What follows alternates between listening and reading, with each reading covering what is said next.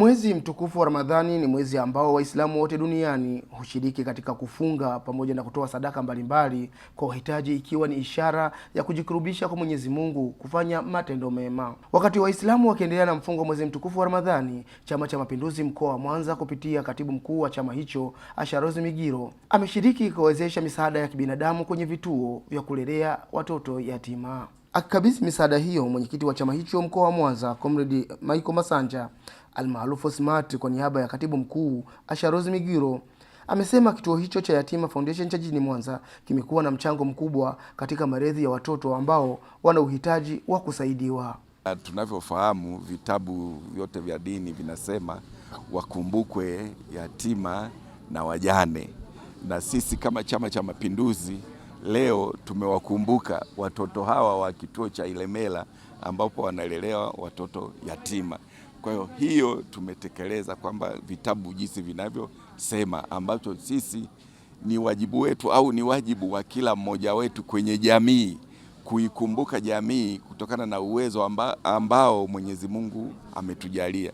Kwa hiyo sisi tunajiona fahari sana kama Chama cha Mapinduzi, tuko karibu na jamii, lakini tukiangalia hata kauli mbiu yetu inasema kazi na utu. Kwa hiyo kazi na utu, ni utu wenyewe ni huu sasa. Viongozi wa kituo hicho hawakusita kuonyesha furaha yao kwa wadau kupitia misaada hiyo ya chakula ambayo itasaidia watoto kufurahia sikukuu ya Idi. Kwa hakika chakula hiki kimetoka katika muda mwafaka, kwa sababu kipindi hiki ni kipindi cha maandalizi ya sikukuu. Kwa tuna imani kwamba watoto wetu katika kituo cha Ilemela sikukuu hii wataisherehekea kwa furaha ya hali ya juu sana. Kwa hiyo tunaomba kwamba wadau wengine wote ambao wataguswa na kituo hiki, hichi ni kituo ambacho kimeanza muda mrefu sana. Tunaomba ndugu zangu, kituo hiki kiko hapa Ilemela, ni karibu sana na barabara kuu inayoenda airport, na kina watoto zaidi ya 100 ambao ni mayatima tunawalea hapa. Tunawatoa tofauti, kuna ambao ni mayatima wa baba, kuna ambao ni mayatima ambao wa mama, kuna mayatima ambao wametupwa, yani ni watu ambao wametupwa na watu, kituo kikawapokea na kuwalea, wapo humu ndani. Kwa tunaomba wadau, kila atakayeguswa na hali kama hii asisite kufika hapa kwa kuwashika mkono hawa watoto, kwa kutambua kama ni mchango mkubwa katika maisha yao na kujiona na wana furaha kama watu wenzao wengine wote. Ulichokifanya hiki, tunaamini Mwenyezi Mungu ameshuhudia.